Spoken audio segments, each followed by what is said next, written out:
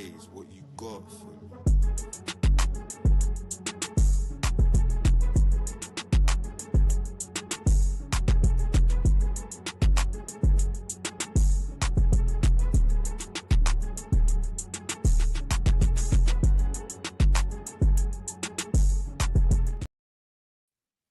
Durag Diaries, yo, what's good, people? Welcome back to the channel. Welcome back to the North Divide.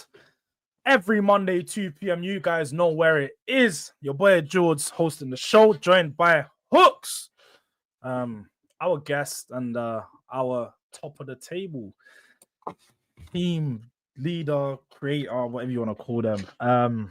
Just come fresh off the back of a cooking on Saeed TV midday live. Shout out Saeed TV.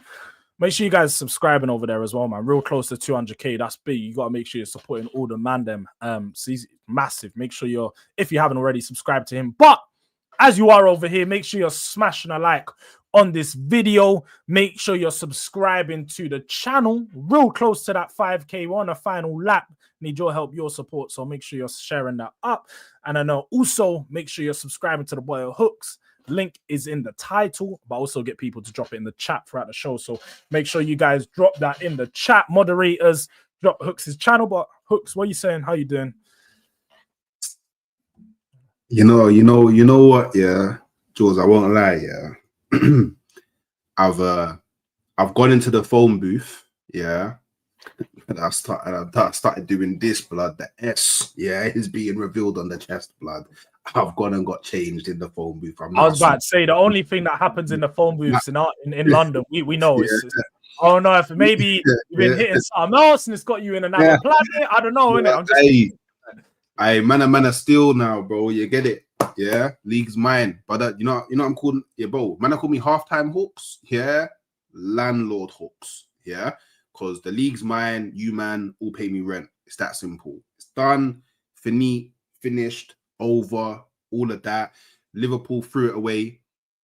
Them little pussyos up north over them sides. They remember what we're talking about 5 out of 5.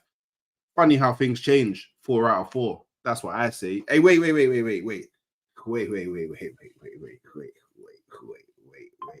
I look, blood. 4.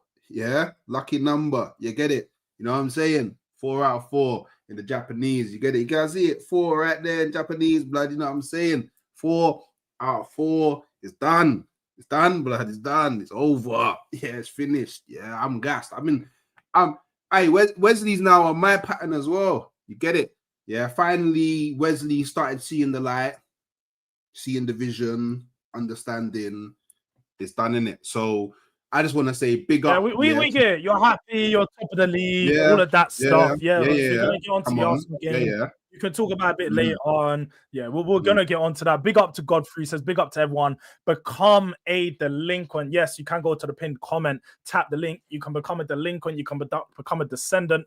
Be like Godfrey here, be a member. He's even an Arsenal fan, but he's a real one. So make sure you guys go to that link and tap that to become a member. But do you know what? Before we get into any of our teams, our games, I just want to have a bit discussion on what else has been going on in and around the world of the Premier League, because it was a good start to the weekend. We can't lie. It was a good start to the weekend. Man like Ange Postecoglou sacked. And do you know, that was darkness.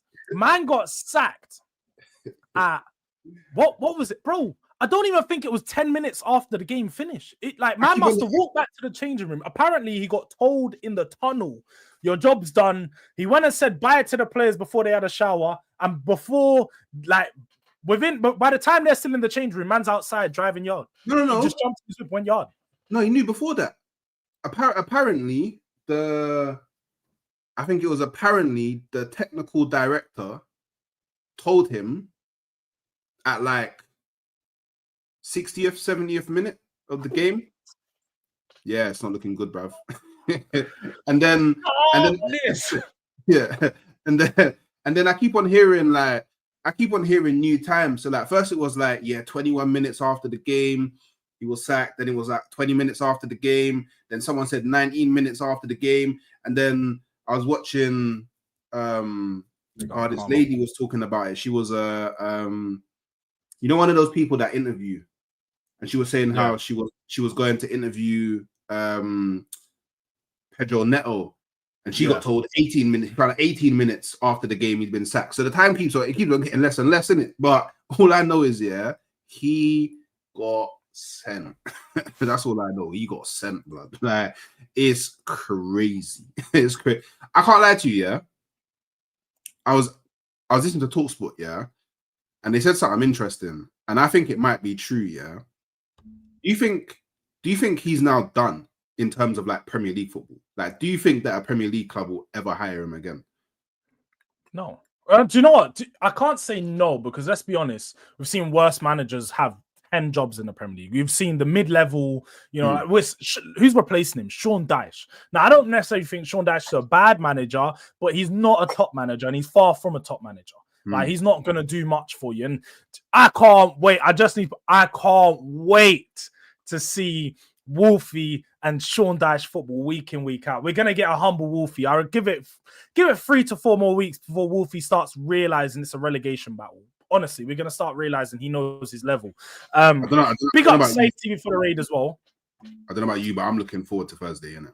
That's what I'm saying. I'm looking forward to Thursday. Thursday nights. Sean Dyche. I'm there. And as well, that's right. We're going to be talking just before the games every time. Yeah. So Wolfie's going to be doing predictions before the Europa League games, talking his chest. You know how he does. We're going to get the best side of Wolfie on those Thursdays. So I cannot wait. But you know what? Ange deserves this. I think when it comes to getting another job, he probably could, but I think he's going to try and avoid the Premier League. I think he's realized his football doesn't work in the Premier League. The only way it's going to work is if he makes some adaptations. And do you know what? It's like what I said last year. Ange can adapt. His adaptations aren't good. That's the problem. He adapted this weekend. Went with the back three again. And to be fair, I'll give it to them. I don't know what about you if you watch the game, but they look better than Chelsea for the first half. They should have scored a couple of goals. Morgan gives shit. We always win. It should have been like 2-3-0 in the first half to Forest. They had more than enough chances. That's the thing. This is where I'll give like Ange it's a weird one, isn't it? So I can understand not giving him enough time, but I feel like the path that they're going on, I can't see the light at the end of the tunnel. And Marinakis is probably the same, can't see the light at the end of the tunnel. And he's risking, because the thing is, the amount of money that he spent as well, the books would be mad if they ever went down. So he needs to do something immediately to kind of switch it up a bit. So I do hear it, but I'll be honest, it's not Ange's fault that they've been missing all these chances. Like, in more than enough games, they've had a lot of chances to change their fate, and the players are just not doing what they're paid to do. Do you know what I mean? Like, and it's weird because, like, how do you go from Chris Wood, who was like arguably fighting for Golden Boot last season, to now he doesn't look like he could score if he had an open goal. So it's funny because I see somebody tweet the exact same thing earlier and say Ange picked up a Son that was bagging nearly 20 goals a season and made him look the player he looked over the last 2 years. He also picked up a Solanke who scored 19 the season before and only managed 9 under him. And he's now picked up a Chris Wood who looked awful under him. Is it just an Ange problem and him killing attackers? I don't know. I personally think he struggles to get the best out of players, and he's not someone that nurtures talent. He doesn't see talent in a player and get the best out of that player. He doesn't know how to do that. I think he's just a person that knows the system, and if he's got players that know his system, he'll talk to them and be that man manager that can make them run through a wall. But away from that, he doesn't actually elevate their actual quality or technical level. So he just has a problem fundamentally with the way that he coaches. And I can't see him. I can't see him coming back to the Premier League. I'd love that. I'm glad I'm proven right, and many of us Spurs fans are proven right. I was one that I came onto the Ange out train a bit later than some. So there must be some Spurs fans that feel like Sava even more glorified because he's been saying Ange isn't good enough for 2 years nearly now. So now he's seen him fall apart at Spurs, but not just at Spurs and not on the Forest. reinforces his point and many other people's points of Ange just doesn't cut it at this level.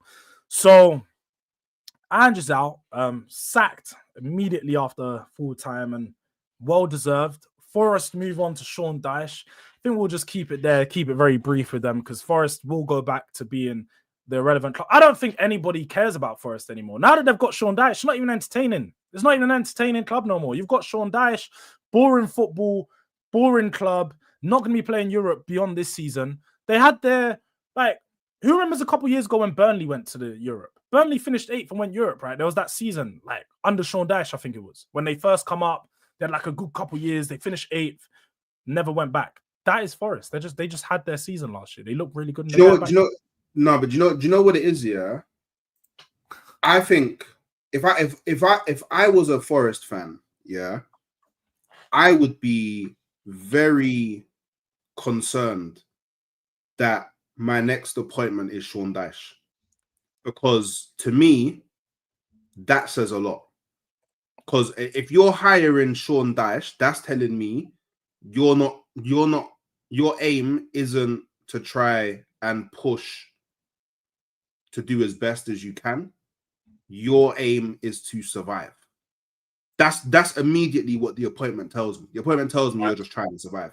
And if I was a Forest fan, I would be so annoyed, because it's like, I've seen my club do probably the best it's done since the last time it was in the Premier League. We're all talking like 92, 93, all of that stuff. And then I've seen us get into Europe, and then we've gone into Europe, and this season I've seen us sign players. And I'll be honest with you, like, if we want to, like, if we just remove all the banter, I actually think they got a really good squad. Like, I actually think their squad depth, a lot of good players in there, yeah. Yeah, they got a lot of good players there. And now, all of those young, like, for example, Bakwa, Kalimuendo, all these young players that you've brought in, they're now, their journeys are being coached by Sean Dyche, the brother he's been on live shows saying pretty much, oh yeah, all of this tactic stuff, it's just put the ball in that net and keep the ball out of that net. Do you know, I'm like, what's going on, bro? Like, honestly, I would be so livid if I was a Nottingham Forest fan at the moment. So, but hey, man, I'm looking for, like, I'm with Wolfie on Wednesday on my channel. We're gonna have a nice, yeah, Blood Make Brothers. sure you, man, look out for that show, Blood Brothers, Wednesday, 11:30, right? It's 11:30. Yeah, 11:30. See, 11:30, you're there. You get to see Wolfie get cooked. I don't know if that's still your blood brother, though. Make sure you're holding them even when they're down, because you can't be blood brothers when they're up. Make sure when they're in championship, you're still doing that show. You know what I mean? You got to hold him down, start doing some Norwich versus, not on a Forest watch and all of that stuff. I'm just saying, get used to it. Make sure Wolfie's used to it too. You're gonna have to start bleeding. I don't know, yellow.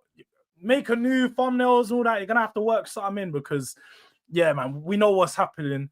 And I'm Jun. Don't worry, I've been letting everyone know about the videos and the edits. We're gonna get round to it. We need a part 3 of the Sean Dyche in, because Jun has been editing basically what the man them do for us. Nick used to put together. He's got one of Wolfie, but for the Sean Dyche in and out. Somebody's frozen. Me, I probably froze. But yeah, so we're gonna see that. But let's move on to Spurs, because obviously we lost this weekend against in-form Aston Villa, who started off the season with no goals in their first 4 games, but now gone 5 games back-to-back wins. Unai Emery's turned it around. They look pretty good. 2 worldies to put it away and just shut us up. What do you think of the game itself and Spurs' performance? Because, yeah, it's another loss for us. Just quickly, if you could ever so kindly, whenever you're ready, I posted a link in the private chat. If you could just bring it up on the screen, because I thought it was a very funny tweet to see before the game, and especially how the game panned out. Because I don't know why everyone's getting mad about this tweet. I always tweet before the games go I'll give my opinion on the lineup. I quote tweet the lineup. You can go check most game weeks. I'll quote tweet the lineup and say, that's not the tweet I'm talking about. You are. You're talking about Xavi and the 10 will be a problem. That's the exact tweet. No. Well, that's mad as well. You can bring that one up if you want, but that's not the one I was talking about. Xavi and the 10 will be a problem. Was he a problem? Oh, he was a problem for you. He was a problem. Maybe that's what you meant. He was a problem for you because he wasn't the problem at all. He wasn't the problem at all. What did he do? We'll get on to that, but you wanted me to bring up the tweets. So I'm bringing up the tweet you've requested. Oh, 2 bullets dodged, yeah? It seems like you got hit by one. You got hit by 1 bullet in it. That Xavi Simons. Do you know what he does? He's not good enough. Oh wait. Is he now on this list? Because Xavi Simons don't have a worse record than them. He hasn't had this many shots about scoring. He's not had this many shots about scoring. So maybe if you're going to use the stat, it's actually got to have something to it. His name is not Simmons no more. He doesn't deserve, to have that cultural. Xavi Simons. It's Xavi Simons. He doesn't deserve to have that cultural twang on his name. His name is Xavi Simons. Yeah, Xavi Simons. That's his name now. Simon. Do you know what? How about that? His name's just Simon. That's what we call man now. Simon. Yeah. Basic brother. Yeah. Basic brother. This brother is shit. I don't care what you say. Shit. I can't believe you tried to tell me that this guy's a better baller than Eza. You have lost your goddamn mind. But do you know what? I see why he was released from all of these different. I see why. He wasn't released from any academy. That's where you're getting it wrong. No. He was sold. No. He was sold to PSG. He wasn't released. He wasn't kept. He was sold. He wasn't kept, and then he wasn't kept by PSG. PSG he wasn't kept by PSG. And then PSG, they sent him on loan, and then they sold him, and then they brought him back because he was that good. They brought him back, and then they sent him on loan and sold him again. Where is he now? Now he's at Spurs, playing Champions League football. So Barca didn't want him. PSG didn't want him. Yeah, the big clubs didn't want him. Do you know why? Because he doesn't do what he needs to do. Brother, he just, do you know the little pump, man? He just, got the little flats, light skin tax, all of that. So let's do this then. Let's do this. Money sleeve and all them things there. But money sleeve and all them things there. Were you still gonna release your merch? Did you think I wasn't watching with the money sleeve with the cold, like long sleeve with the money, with the sleeve with the sleeve. Come on, man. Yeah. Designers, hit me up. I saw 0 XG. XA. That's what I saw. 0 XA. If your 10 has 0 expected assists in a game, then what the hell is he doing? What is he doing? Great question.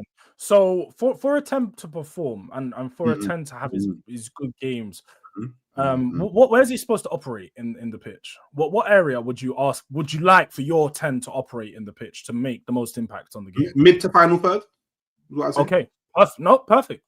I would agree. I'd say mid to final third, sort of in that you'd say semi-circle onwards, right? Semi-circle onwards, you'd last for the between the semicircle and that little circle outside the box, between that area. 18-yard box, I would somewhat agree. So in order for you to have that impact, do you not need to receive the ball to your feet in that area? Do you not need to receive the ball and pick it up? Do you not need someone to progress that? I would say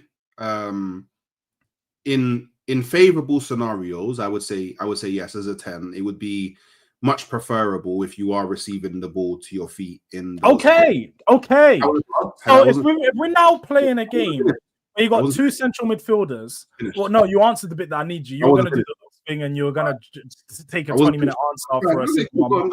I was just going to say, so when you're playing with 2 midfielders in Bentancur Paulinho, whose pass maps literally, do you know, I'm going to get it up because you wanted to be sharing tweets. I'm going to bring a tweet up as well. Let's just do that.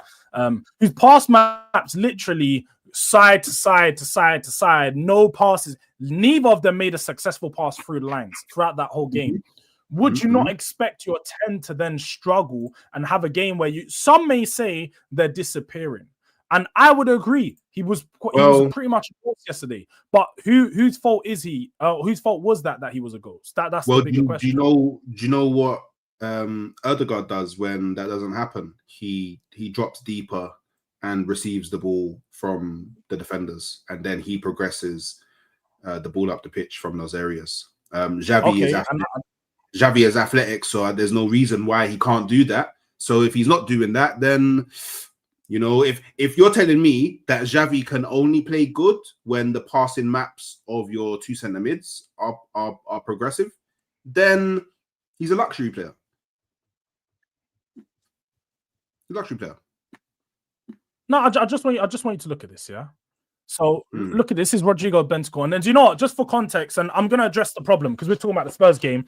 I'll sit there and say that we first saw this problem in the game against Bournemouth. Our only loss in the season. We had a team that plays with a high press, presses with a front three, and pretty much pressed our back line into oblivion, which then caused us to struggle in progressing out from the back because we had two players in Bentancur and Paulinho who aren't necessarily the best on the ball carriers or passers, especially through the lines.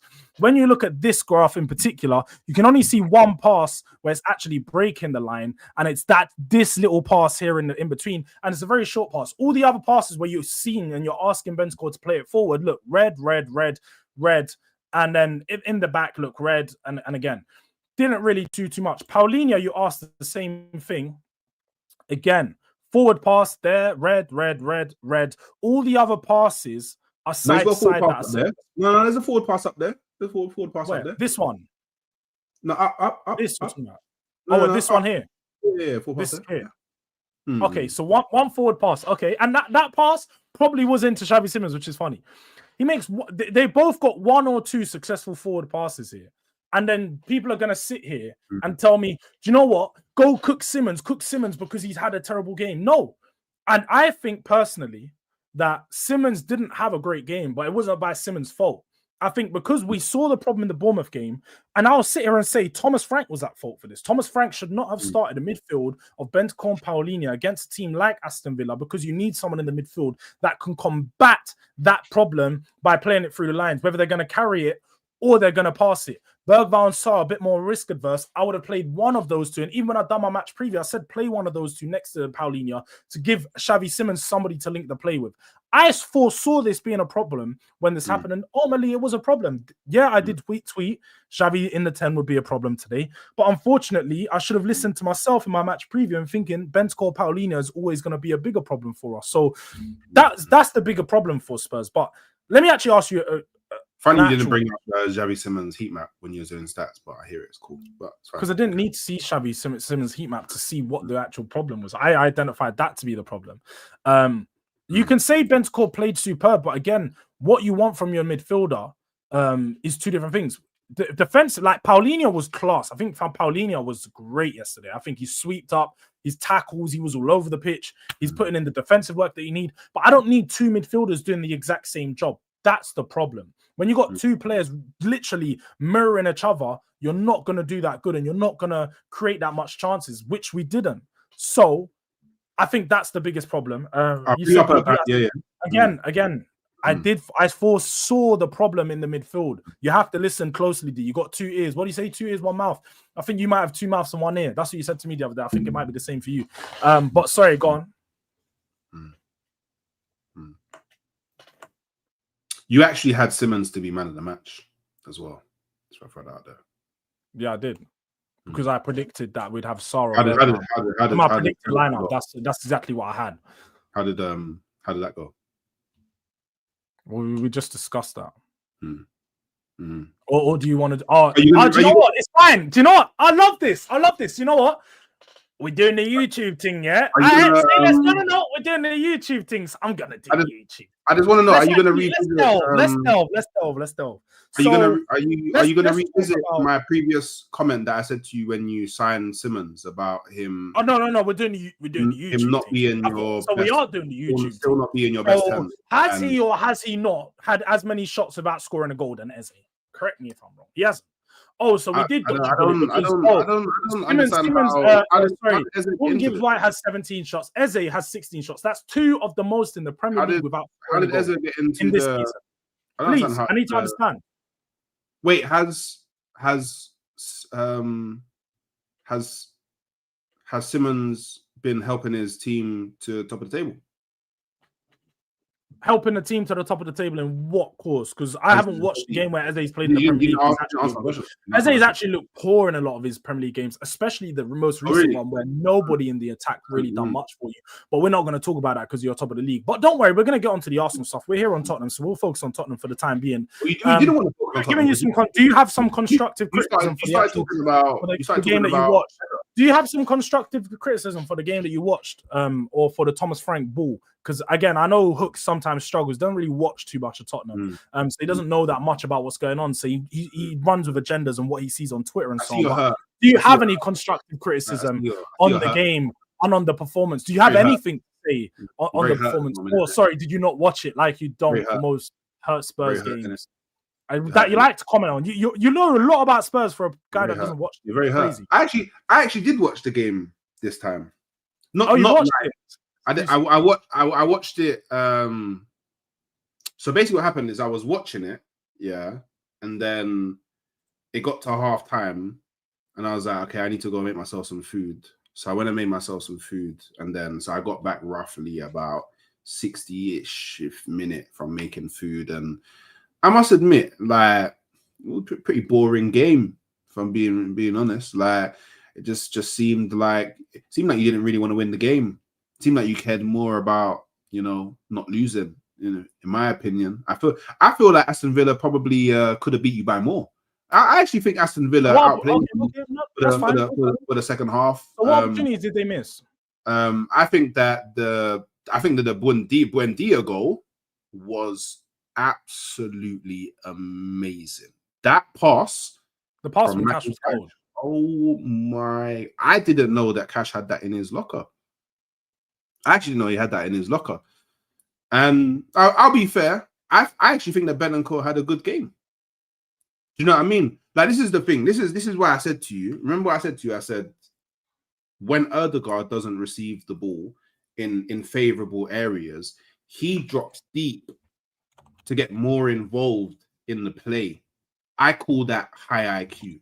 So if Simmons actually had super high IQ, he would have acknowledged that for whatever reason, because Aston Villa were pressing you quite intense. The press was intense, like, because it's what Emery does. He would have noticed, okay, my midfielders aren't really able to break the lines. They're doing a lot of sideways passes because of how the game's flowing. Okay, let me drop a bit deeper and become that person that can receive the ball a bit deeper. And I don't know, maybe if I do that, maybe I can form some connection with Kudus on the right. Then I can start providing those progressive balls to But the managers asked for him to be in the pockets. That's where he's on. If you watch Simmons play and you've ever watched him in the 10, the one thing he does really well is make sure he stays in those pockets. In some of the other games where especially in that Leeds game, he got the ball a lot in the pocket. Somebody was working that ball to him. Now, in this game in particular, he wasn't dropping deep, because if he dropped deep, then we're losing that other option in the attack, because especially when you have Tell playing up top, Tell shifts out to that left-hand side a lot. So a lot of the time when we was attacking, we're finding ourselves having Xavi Simmons as being the central player, and Odegaard and Tell were both out on that left-hand side. So I get what you're saying. I think for some number 10s, that is an option. I used to say this last season for Maddison. If he wants to get the ball, create from deep, go pick the ball up from deep and create from there. But in particular for this system, for our 10, when you're playing with a double pivot at the back, you don't need someone else to drop and collect the ball if you're playing with a double pivot. If you have one midfielder there, cool, makes sense. When you've got two midfielders there, I feel like you need someone to hold that space in the pockets and be that option. Unfortunately, if nobody's playing to them, they're not going to get into the game. But I would love for you to expand on how Aston Villa should have won the game by more, because I never watched the game once and saw Aston Villa create clear-cut opportunities. I think the 2 goals they scored again were brilliant. Define a clear-cut opportunity. Pardon? Define a clear-cut. Again, I'm not meaning open goal. I just mean a very good opportunity within the box where you would expect the player to score. That's what I mean. Where the onus is more on that's a bad miss than a good chance. You know what I mean? Fez, like you man, I think you man are defensively. You're like, defending is not your problem, and I feel like this is becoming is foundation. I feel like this is the foundation of Thomas Frank football, innit? Is to be solid defensively and not give away too many goals. But the thing is, you have to be able to adapt to any context that you're facing. Yeah. And Aston Villa, especially Aston Villa that's coming into a bit of form, like you said, and they're winning games and they got the confidence and their players there. Sometimes Emery knows when he can attack and get the best out of a game. Like, you got to be able to adapt. Like, something's got to change in the game, and you got to acknowledge that, okay, cool, I can't really rely on being defensively. So, you know what? Let me try to turn this into a basketball game, for example. Let me try to make this end to end. Let's try go at them. And I don't know, man. I don't know, man. I don't know. Like, I still personally, I still think that Kudus should be your 10. Personally, I see no reason why it shouldn't be your 10. I still think Kudus should be your 10, and your left wing should be Xavi Simons, and then you have what's my name? What's that guy's name? Odegaard. No, Brennan Johnson as your right winger, because you may not like him and the way he plays football, but he's clinical. He gets you goals, and then there's not so much reliance on your strikers, who, let's be real, your strikers are poor at the moment. Like, you don't really have a. Yeah. I don't think any of our strikers are good right now. Yeah, so then you can maybe then you have a. I know he's just coming back, but a Kolo Muani, maybe he links up. You get me? And I don't know. I don't necessarily think you're wrong there. I think Kudus can play in the 10. I think when you've got him inside the pitch, you'll probably see. And look, JJ makes a good point, saying I don't think he was shit. If you watch the game, you can't say Kudus was shit. That would just be stupid, because he created a lot of what was going forward. It was pretty much, and people have said it, Kudus and Inshallah. That's sort of what the game was like the other day. Like, a lot of our attack coming on Kudus' side, and he creates enough most of our chances. But to say he kept on taking on his man and crossing.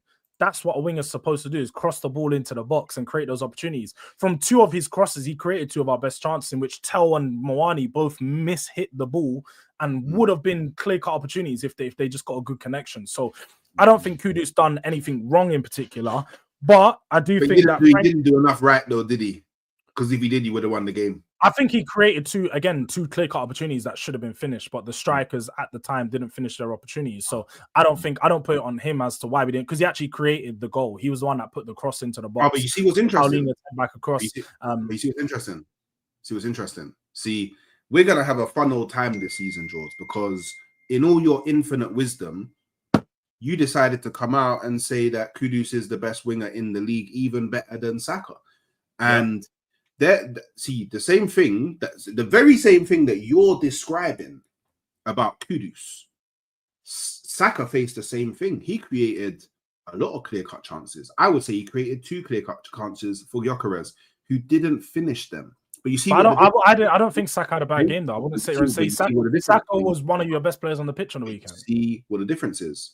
Saka steps up, takes a corner, that then converts into. You do realize again that Kudus was the person that whipped the ball in the box to help us score the first goal. Again, he was the guy putting the crosses in the box, into which we should have scored. Like you said, Gyökeres should have scored a couple chances. I'm just saying. Wani and Tel should have scored a couple chances. But the bigger problem here is simple. I'm saying.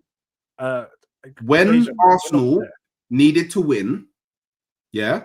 Because the context that we was facing, we needed to win, and Saka stepped up and ensured that we won.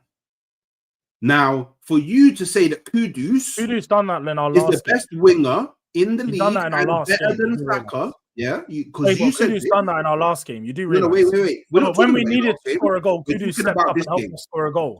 So then you're doing it when it's convenient. Focus, because we're talking about this game week 8. We're not talking about game week 7, 6, 5, 4, 3, 2, 1. Irrelevant. Because this is what you now have to face when you say that somebody is better than Saka. They need to consistently prove it. Because Saka consistently proves it. And this is why Saka is so highly rated. Because he is the most consistent. He didn't score. He didn't do nothing of mad relevance on the weekend. He didn't even get an assist. He didn't even get an assist, Saka. Brother, he had a good game.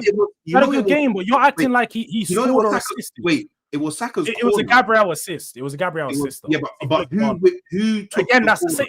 Kudus done the same thing. He whipped it in, Paulinho flicked it on, and Bentancur scored. That's exactly the same thing as what happened for Kudus. Wait. And Kudus' cross was an open play one, just to let you know. It wasn't a set piece GA yet again. You don't stack up set piece GA like certain. Wait. Now, I thought we would see some growth this season of YouTube where you'd be able to have intelligent debates and conversations You do not know about football. growth. You haven't Now grown. We're here a year later, and Hooks is still doing the what are we doing? The YouTube. But you wanna? You started the YouTube thing today because you started talking about expected assists. But here we go. But look, you started talking about expected assists. Look, I can't get your words out because I remember when I was on your channel. I can't get words in anyway. I'm on other man's channels. Man, them mute. Man, I'm on the muting thing. Oh, Hooks forgot that he was muting man them on the prediction show. Did you forget that you were muting man them on the prediction show? Is that what was going on? Hooks forgets. Hooks thinks that I forgot. He muted man on it. He was muting man on the prediction show. But I'm can't doing get word in edgeways. Hey, can't get word in edgeways. I hear it. The YouTube thing. I hear it, man. This is why I coined the phrase, the YouTube thing. You're doing it right now. But I would have hoped. No, you were doing the YouTube thing earlier, and you also done the other day. Hey, bro. This whole time I've been speaking very calmly, very collectedly. Yeah, I haven't raised my voice once. Because that's how you talk. You talk in like stories and documentary style. Yeah. Like my name is the guy that does what's his name? The one that does the Earth documentaries. Yeah, David Attenborough. That's Hooks. Yeah. Hooks is Attenborough. He's telling it will take like he's talking about the bees, but he's talking about the bees, they go to get their honey. He has to tell the whole story. We don't need the whole story. Sometimes just the point. Halftime Hooks and Borough. Do you get it? Facts. Halftime Hooks and Borough. Hey, man, don't invite me onto streams because they want someone who just goes straight to the point. Man, invite me onto their streams because I'm interested and I do bring the story. And I many a times I've been trying to build up the story just so the audience can kind of have a kind of like visualize what's going on. But for some reason, you just want me to say Xavi bad, Kudus cross ball, Paulinho defend. That's not what I do, bro. I build it up. You get it? I set the scene. I'm an artist. Painter. I paint the picture. Yeah. But you don't want me to paint the picture. What's still going on? Shit, man. Yeah, you don't want me to paint the picture. I was falling asleep. Like, I just need you to remember. I need you to remember that you, unprovoked, because you wasn't provoked. You wasn't provoked into it. You said I said it, and I said it with confidence. Is better than. You're sounding like I didn't say it with confidence. You don't need to say it. But this one I don't. Why did he not? Where you keep saying it? You keep saying it like I didn't say it with confidence. Hooks, Kudus is better than Saka. Just like you said, he has more ability, and you agreed. You agreed he has more technical ability. He's a better winger. I think he's going to prove it this season. That's all that I'm saying. Now, you need to understand and listen to what I say, but he needs to let the season play out until you see. Because if you don't let the season play out, you're never going to see. Why did he not win you the game? Because he's not going to win us every single game, just like Saka's not going to win you every single game. Why Saka didn't win you the game? Saka didn't win you the game. Saka didn't win you your game. Okay. Gabriel got the assist. So if Saka doesn't take that corner, does that goal happen? Well, yeah, because someone else could take the corner and it could be the same whipping. Declan Rice is just as good as deliveries. Declan Rice is just as good as deliveries. Declan Rice, the right footer, is going to take the corner from that side and out whip it. It's going to be the same. Well, you do realize that, you can do in swinging and out swinging again. But you know what it is? I went foot golf with Hooks. He doesn't know how to in swing and out swing. He hasn't got no curl in his shots. But it's fine. It's fine. He don't really know about them ones. He just straight toe punch. I got better ball technique than you, bro. What? I got way better ball technique than you, bro. Hey, I'm more than willing. No. I was doing outside of foot shots when you were trying to do the side foot thing, and I was actually showing you the whip. No, you're confusing me for D, because it was D that was doing the roll the ball and the side foot thing. That was them, you man. I was the one striking the ball. Do you get it? There's no way you're trying to tell me I have ball technique. I drive. The one thing I know I have is the ball striking ability. You ain't got the ball striking ability. I drive. So if you can find a place that has a goal with a net, I'm more than. I'll even get us. Do you know what? Do you know what we're gonna do? Matt's a goalkeeper, right? Matt's a goalkeeper. Yeah, Matt's a goalkeeper. We're gonna shout Matt because I know Matt wants to do paddle as well sometimes. We're gonna do a Yeah, double. yeah. We'll go from paddle to well. football. Yeah, and we'll get Matt to go and goal and we'll shoot. Do you know what? I'm gonna shout Matt. We're gonna sort it out. Don't worry. We're gonna do it, people. But you know, he's gonna be exposed. We're gonna do penalties. We're gonna do free kicks, and we're gonna do shots on the edge of the box. That's what we're gonna do. Free, a challenge. And we will do. Yeah, you know that drill they do where they pass it into the box and you got a first time shot. Like, what do you mean passing the edge of the box? You mean on the inside the box. Yeah. Inside the box. Only real strikers do it from the edge of the box. I used to do striker training drills. It was the edge of the box. You don't want to do no inside the box finishing, just outside the box. Well, no, because again, there's no defenders, so you want to do the edge of the box finishing. There's no one inside. It's not like it's a crowded box. Hey, Fez. I just wanted to give you a chance. I don't need to shoot from 12 yards. I can shoot from 25. I'm just saying. I wanted to give you a chance to have more kind of. No, but this is what you don't get. I'm a long shot specialist. I bag free kicks. I bag goals. Do you know what it is? I know guys that see me bag free kicks in games. I will bang a goal from 35 yards. That's fine. You're gonna see. A place that on a big man thing though. Do you know a place that actually has a net though? Because all the places big goal. You're talking about big goal. They just have the big goal, but no nets. No. I know place that have big goals in there. 100%. Cool. Well, hey, you shout, Matt. You get me in. We can. Yeah. Don't worry. We're gonna get that done. Don't worry. You guys are gonna see. I'm telling you now. The one thing and you know, again, you can get DG to even DG don't even want to talk bad about my football tech no more because he saw the technique that was on display. He don't even want to chat about it because he saw calling that DG in the Air Forces. You know. No, I'm not calling him out. I'm saying he don't even want to talk about my technique no more because he saw what was going on. He saw in the Air Forces, man can top bins it like that. Raw. That's the man one in it. But you're gonna see people real soon. But let's talk about Arsenal. Let's talk about the game. You know, top of the table, all of that stuff. Fulham, we've touched on it briefly. Saka was the guy that created the goal apparently, but didn't get no GA. But Trossard scored the winner.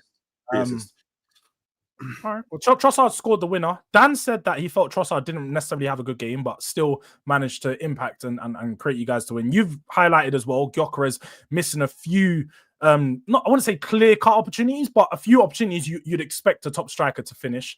He's now 7 games without a goal. I think they were really good saves. Like, people forget, Bernd Leno is a very good shot stopper. That's one of the things that I give him the most credit for when he was at Arsenal. He's a very good shot stopper.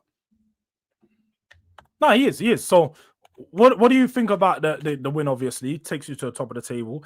Another set piece goal. Are you concerned? But also, after you get onto are you concerned? Not Gyökeres 7 games without a goal. Are you concerned? But I'll let you know. Now you can take the floor. Give us a story, Hooks. We want a whole story. No, I'm gonna give you what you want because you don't like story time in it. You don't like in it. So just to add, I'm there with Dan as well. I don't think that Trossard had a good. I actually think Trossard had a bad game. I think the goal saved him personally. Like, I don't think he was good at that. He was very frustrating. A lot of things broke down through him. Like, he can't. Do you know what it is? If he just had a bit more pace, a bit more agility, he would be like, it would take him up so many more levels. But his slowness is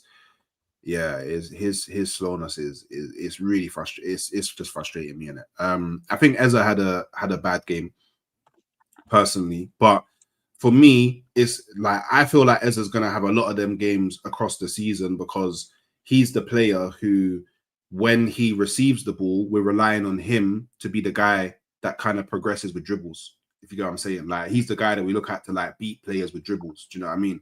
Like the direct run at man. Like, so he's gonna lose the ball here and there, get us out of tight spaces, like break their lines with dribbles. You get what I mean? And like, so he's gonna lose the ball here and there in it. It's just that he lost the ball in 2 very dangerous places that could, if we was playing against a better team, it could have resulted to like a lot worse than what it did in it. But the same with Gabriel. Like, I feel like Gabriel started off the game quite shaky. I don't know what it was, maybe nerves. I don't know what it was, but he had 2 to 3 really bad passes that, again, if we was playing against a better team, those probably convert to goals. Like, we're playing against a Man City or a Liverpool or a Tottenham, you know what I mean? Those probably, Chelsea, those probably convert to goals. So, but he then went on to vastly improve in the game, innit? So he worked his way through the game.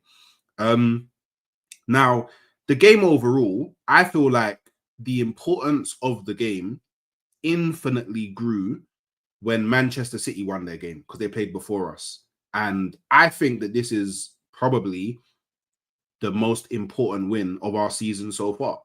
Because if we didn't win that game, or let's just say we lost that game, yeah? Because obviously a draw would have kept us top of the table, but I still feel like the same rhetoric would have still been there.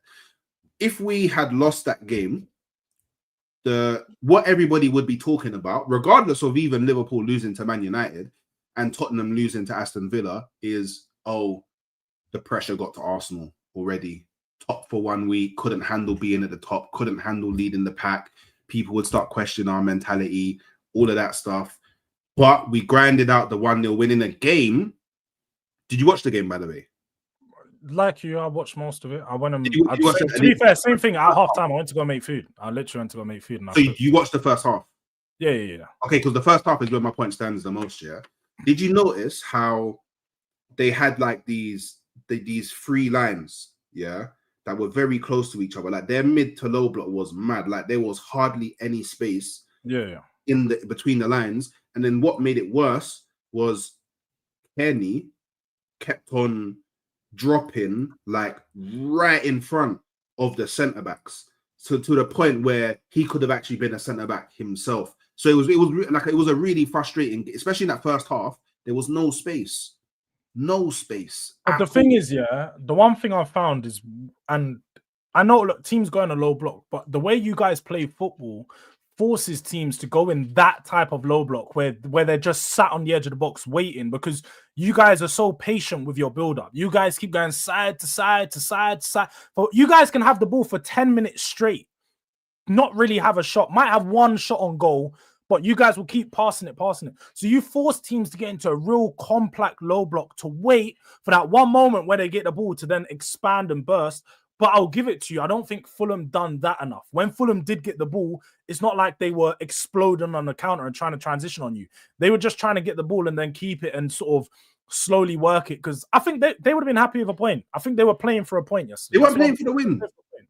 And this is what annoys me. Whoever we play, whether it's at home, whether it's away, no one ever plays for the win. And 36 likes is crazy. What you need to do right after this stream is you need to call Saeed and tell him that whoever he's sending across, it's a mad thing. Yeah? You need to let him know. Whoever you're sending across, bro, it's a mad thing. Absolute mad thing. So, but like, I'm pretty sure if you started this stream without the raid, you would have got 36 likes way past that already. So you got to start chatting to him, telling him that his people are not supporting Durag Diaries in it. Because it's easy to just hit a like, you know. Thumbs up. It's not hard. But do you know what it is, though? I've been saying since the turn of the season, since season started, I feel like people have just forgot. Like, they don't want to like the video no more. Good, man. Like transfer time, everyone wants to like the videos. They're feeling a bit gassed. They might get signed in. Let me like it. But now seasons back, everyone's like, yeah, nah, dead that, man. I can't even be asked to do idiots, man. Idiots. No, it don't take a second. It don't cost you nothing. It's literally just the tap of the like button. Keep going about your day after. You know, you don't even have to be in the comments talking. Just tap the like and you listen. Yeah, you know what I mean? It's cool though, isn't it? Evil eye. But the overall, like we did what we needed to do, and I think that's the thing that you have to take away from the game is we did what we needed to do. We needed to get the win. We got the win. It's a Malcolm X thing. By any means necessary. And this is where, because look, yeah, like I'm pretty sure if we had this conversation offline, you would never troll me about the set pieces. I'm pretty sure if anybody had the conversation with me offline, they will never, because you've played football. You, as a person that's played football, you understand. It's not a trolling thing though, because even when I spoke to Dan today, sorry, I think there's a lag. Let me refresh real quick. I think there's a mad lag for me. All right, cool. So, by the way, people, set pieces, yeah, A, are part of the game, but B, this is the context that people don't understand about Arsenal, yeah? In the 22-23 season, Arsenal, we did not face the setups and the defensive structures and the low blocks that we face now, because after that 22-23 season, every team started respecting Arsenal as a beast when it came to offense. So people's kind of conclusion to that was, okay, cool. We need to drop back and we need to be solid and we need to lock them out through low blocks. We need to push them wide, yada yada yada. Cool.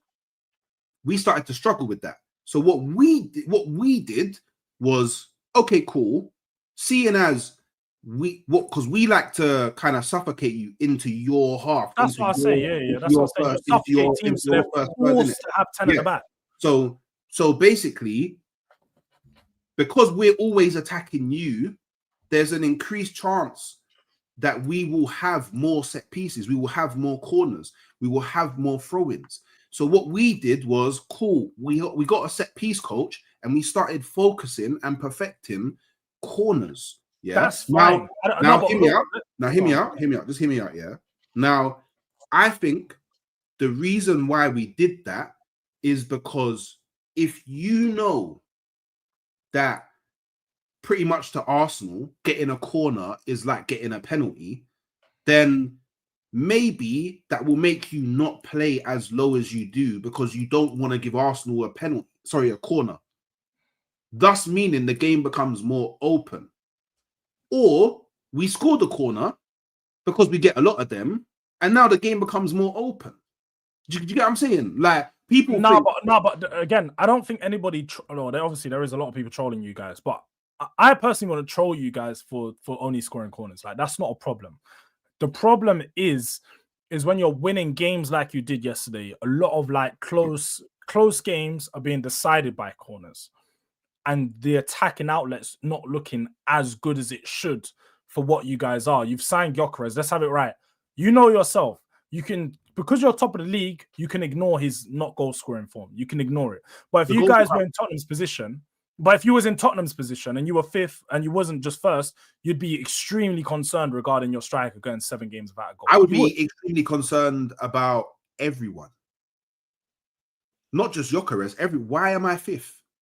No, but you're not getting the point. I'm talking about your strike. You're only brushing the striker issue because you're top of the league. You might not be. No. That's your assumption. Him not scoring goals. Scoring goals is a problem that needs to be addressed. You scoring 8 out of 15 Premier League goals from corners isn't bad, but when you're winning a lot of games and a lot of your deciding points on a lot of the deciding factor in the games is just corners, that's where there's a problem. So ultimately, nobody can clown you for scoring corners because, like you've said, you found not like a loophole. You just found another way of scoring. You can't, corners were always in the game. Being more effective from corners, props to you guys. You're doing well. Chelsea are just as effective from you guys. Nobody really talks about how Chelsea are being saved by them. But my only issue is that, again, Arsenal fans want to brush over that problem and they want to brush over the attacking problem because you're top of the league, and you can't. Because just like with Liverpool, we've seen they've now lost 4 in a row. Prior to these 4 games, some fans, I don't know if you were saying it, I think you might have said it, referred to how bad their performances were and that they kept getting saved by lucky late goals. Some Liverpool fans were going to brush that and tell, but we're top of the league. You can't tell us nothing. Now they're looking back at those games saying, yeah, we got lucky in a lot of those games. So it could be the same for you guys. No, it's a bit different. From the other sense. It's a bit different.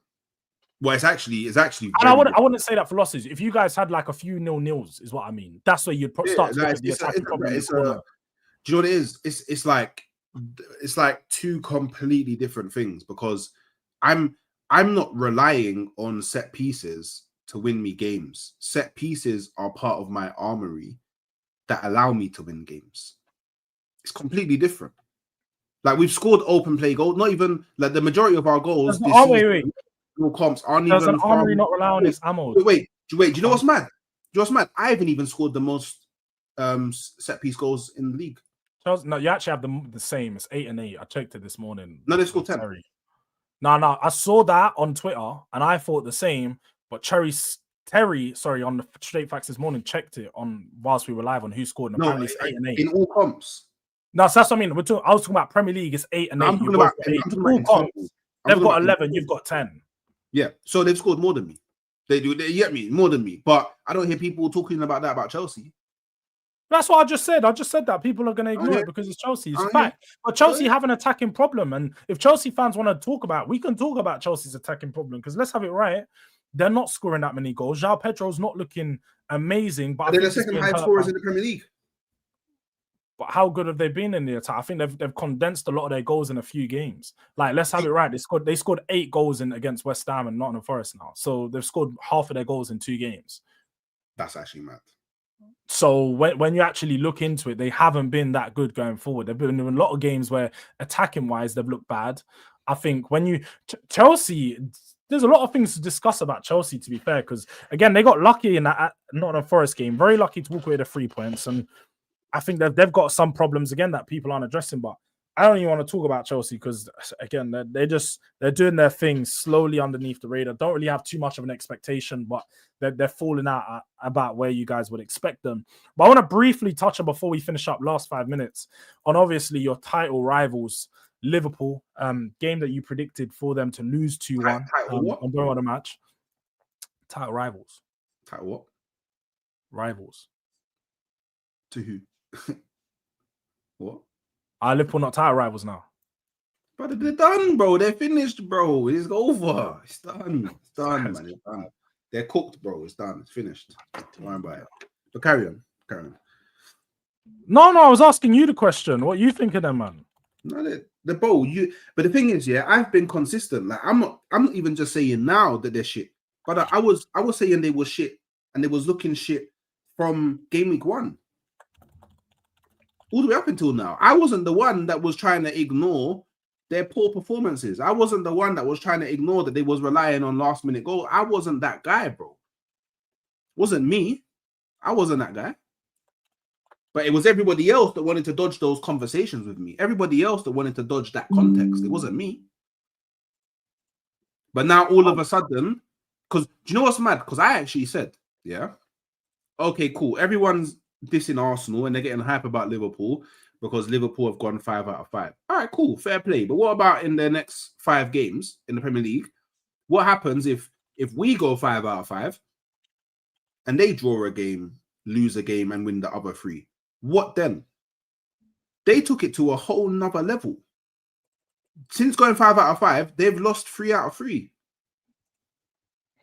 That's mad, you know. So now they've actually dropped more points than Arsenal. It's crazy. We've only dropped 4. Wait, one loss and a draw. Yeah, we've only dropped 4. They've dropped 9. 9 points. Yeah, I mean, do you know what? They've actually, hear me out. You see, you do realize that them beating us at Anfield doesn't even mean anything now. They threw that away. Whatever advantage they would have had over beating us at Anfield, they've thrown it away because they've dropped 9 points. Yeah, I mean, you're right. So what are you saying then? Because obviously you're saying they're done. City are 3 points behind you. Are you now looking back at City and, you know, they're the older brother that you always got to worry about? No, not really. Obviously, not in a disrespectful way, but you see what the thing is with Man City, yeah, is Haaland's having one of them seasons where he's gonna collapse bare teams in it. Have one of them seasons. But if you look at it, yeah, he's got 11. The next closest person to him in their team has 1 goal. So what now if, I don't know, and I pray for this, he gets bare red cards, violent conduct, need about 5, missing bare games, or what if he goes out with an injury, or what if he just becomes a bit human for a while and goes on a run of games where he's not scoring? Who's picking up the slack in Man City's team for Haaland? I don't think he is human, though, and I don't think this season he's going to. Yeah, I don't think he's human. I don't think he generally looks like he's been. Yeah, they put the robo chip inside him, ChatGPT, Sora, all of that. The AI, they just programmed goal scorer. Because I don't know about you, the movement's looking crazy, bro. He could have bagged 5 against Everton. He had 3 chances in the last 5 minutes. Yeah, but you understand the point. The point is, no, I do get what you mean. Outside of Haaland, they haven't got much. They've not clicked. They've generally not clicked outside Haaland, but they do have Rodri to return in a few weeks. I think Foden started to look a little bit better. He started to pick up some form again. You got a few other players that are like quietly performing, but let's remember they got Cherky coming back. They got Marmoush coming back. The attack is only going to start to look better as these players come in and they actually bond. Once Cherky clicks, let's be real, you know it. You rate Cherky, don't you? You know, once he clicks, Turkey's a danger. Yeah, he's dangerous, but you hope. Because in all fairness, Jords, I've been hearing for time, when Liverpool click. Like, yeah, but they facts. haven't. So, like, and the thing is, yeah, do you know, this is why I don't like cliche phrases like when X clicks, because if they, what is them clicking and how good is clicking? Yeah, you know, I get what you mean. Like? But what I mean for Turkey is Turkey's only played I think like 2-3 games this Premier League season. We haven't even seen Turkey play. I think once Turkey actually start in the team when he's match fit, we're gonna start to see a lot better attacking fluidity between the City team, and you're gonna see them create more clear-cut opportunities. So I expect City to be a problem. I actually had City to win the league. That was my one team I had win the league at the start. I know you did. And do you know what? Let's have it right. 3 points off the top. They're one game off of you guys, pretty much. You know what I mean? One game off. You guys dropping points and then picking up points. So it's close. It could. We know it's real early to start calling things anyway, but we're gonna have to see how it plays out, innit? We're gonna have to see how it plays out. They're a team we're gonna have to watch out for. Arsenal's next 3 games very favorable. Remind us, is it Sunderland, Burnley, and someone else? No, it's Palace at home, and then I think Burnley and Sunderland are both away. Yes. Palace game is hard though, but I expect us to win it, but it's a hard game. Yeah, Palace are a dangerous team as well right now. But Man City have Aston Villa away, then they have Bournemouth at home, and then they have Liverpool at home. So tough. It's tough. No, it's just as bad. They've got tough. And then they got Newcastle away as soon as we come back from the international break. And you got us. I look forward to that one. November the 22nd, people. We will be there. And I think it's on the 23rd. It'll be the Monday. So it's pretty much just in a month, just over a month's time. Or the 24th, sorry. We will be there. We will be there. For the North Divide, ready for the North London derby, because I think I'm coming back here with the 3 points. First loss or second loss of the season. We're going to ruin that form of yours. But look, people, on that note, I'm going to end it there. Big up to everyone that's been inside. I'll be honest, the viewers have been extremely poor. No goal scoring form today. 41 likes, still hasn't really gone up since we stated it, so it's fine. Clearly you guys are on a certain path that's not supporting Durag Diaries, but that's cool. Make sure you're subscribing if you haven't already. Make sure you're subscribing to Hooks as well. Halftime Hooks, it's in the title, so you cannot miss it. Just tap the link there. But more importantly, I'm gonna be sending you guys over to Hooks' channel now, so wait right here. Hooks has got something coming out that you guys need to hear. Then away from that, we're both going to be live again, 4 p.m. Copish. Come over for a bit more of the panel stuff to see us swing it out with some of the other boys. So pause on that as well. It sounds a bit mad. But yeah, man, people. On that note, make sure you smash a like on the way out. Make sure you have a good day. And yeah, man, just make sure you stay right here to go join Hooks for his premiere.